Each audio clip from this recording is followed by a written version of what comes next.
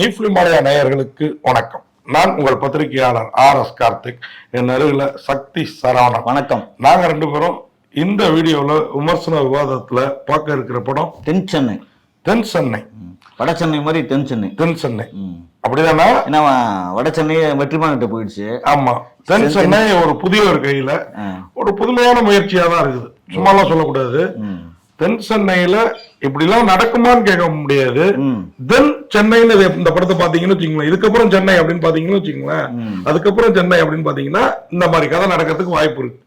ஒண்ணும் இல்லைங்க, ஊர்ல பங்காளி பாகஸ்தங்குள்ளார தகராறு, ஒரு குடும்பம் அப்படியே பெயர்ந்து ஈசிஆர் ரோட்டுக்கு வருது. வாழ்வாதாரத்துக்கு ஏதாவது பண்ணணும்ல, ஒரு சின்னதா ஒரு சாப்பாட்டு கடை. காலையில மீன் குழம்போட இட்லி, மத்தியானம் மீன் குழம்பு, வறுவல், மீன் வறுவல், சாப்பாடு அப்படின்னு சிம்பிளா ஆரம்பிக்கிறாங்க அவங்க அப்பா அண்ணன் தம்பிங்க இந்த வாழ்க்கைய. அங்க ஈசிஆர்ல அந்த இடமே அவங்க வசப்படுது. அடுத்து சென்னை மாறுது, சிட்டின்னா ஈசிஆர் வரைக்கும் விரியுது. அப்ப பெரிய பில்டிங்கா மாறுது. அப்படியே போயிடுச்சு.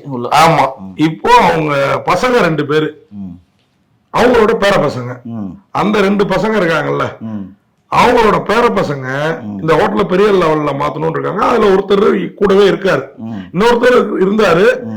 இந்த ஹோட்டல் மேல உள்ளார ஒரு பார் செட்டப், ஒரு இதெல்லாம் வைக்கலாம்னு சொல்லி ஒரு 2 பேர்ல ஒருத்தர் கொஞ்சம் கடன் வாங்கிறாரு. அந்த கடனை அடைக்க முடியாம ஒரு டான் கிட்ட போக வேண்டிய சூழல். அந்த டான் யாருன்னா மிலிட்டரியில டிபார் ஆகி பெரிய லெவல்ல அண்டர் கிரவுண்ட் டான் வாங்கல, தான் தான் பண்றதே தெரியாம என்ன பண்றாருன்னா நிறைய விஷயங்கள் பண்றாரு. இந்த பேங்குக்கு பணம் எடுத்துட்டு போற விஷயங்கள், அப்புறம் ஏஜென்சி மாதிரி, அதான் செக்யூரிட்டி ஏஜென்சி தான். அதுல அண்டர் கிரவுண்ட்ல என்ன பண்றாருன்னா, ஒரு இந்த கேம்பிளிங் நடக்கும்ல, நம்ம கிரிக்கெட் எல்லாம் விளையாடுறப்ப அந்த டயத்துல வந்து இந்த ஹோட்டல்ல வச்சு பணம் கை மாறுது.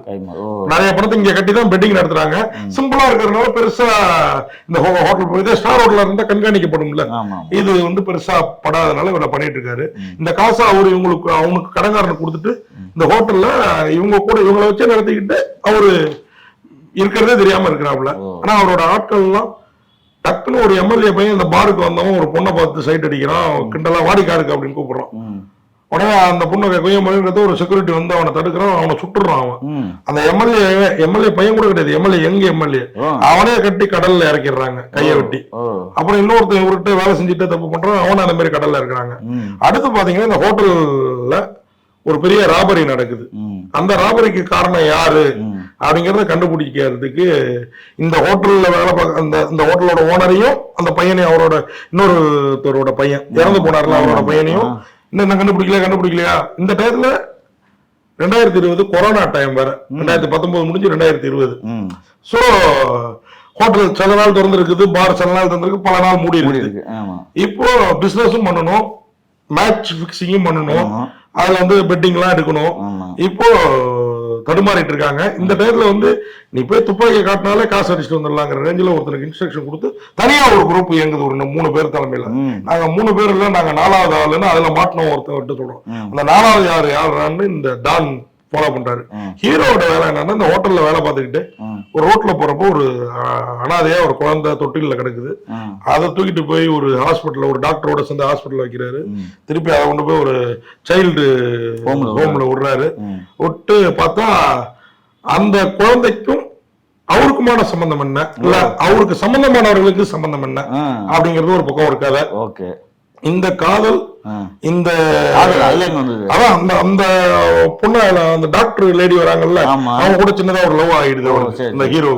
அவர் தான் ஹோட்டல் ரெஸ்டாரண்ட் ஓனரும் கூட. இந்த பிள்ளைய வளர்க்குற சாக்குல இவங்க காதலையும் வளர்க்குறாங்க. ஓகேவா? அப்ப போய் ஏன்னா அடிக்கடி போக முடியாதுல்ல, கொரோனா டயத்துல சைல்ட போய் பாக்குறதுக்கு போறாங்க வராங்க. ஒரு கட்டத்துக்கு மேல இந்த சைல்டு யாருன்னு தெரிய வரப்போ ஹீரோ அப்செட் ஆகுறாரு.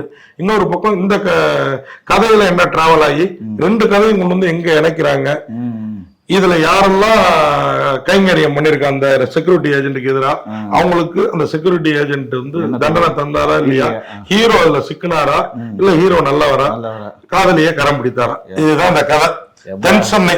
எவ்வளவு பெரிய தொகுதி தென் சென்னை. ஆரம்பத்துல போய் புதுசா சொல்றீங்க பார்த்தா சுத்தி இப்படி சாப்பிட்டா தலையை சுத்தி வந்துட்டீங்க. சரி ஓகே. தென் சென்னை நம்ம கதை சொன்னதுல கொஞ்சம் இது அதுல கொஞ்சம் சுவாரஸ்யமா தான் இருக்காங்க. நம்ம ஆகிறப்ப நமக்கு அப்படி கொஞ்சம் புது டைரக்டருங்க. அவர் டைரக்டர், ப்ரொடியூசரு, ஹீரோ.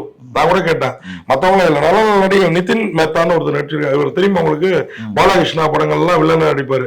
சூர்யா படத்துல கூட ஒண்ணுல வில்லனா நடிச்சாரு. சிவகார்த்திகேயன் படத்துல நடிச்சாரு நிதின் மேத்தா.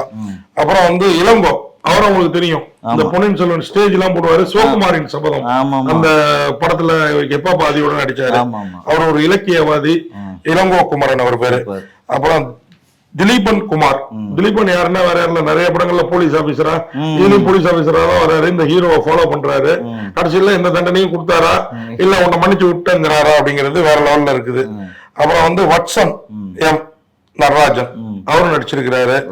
அப்புறம் ஆறு பாலா, ரொம்ப நாளைக்கு அப்புறம் ஆறு பாலா நடிச்சிருக்காப்ல. ஆமா, சும்மா அந்த அம்மாவும் நிறைய படங்கள் முன்னால நடிச்சிருக்குது. இப்ப திரும்பி சும்மா அந்த ஆன்டியை விரும்புறவங்களுக்காகவே அவங்க வந்து நடிச்சிருக்காங்க.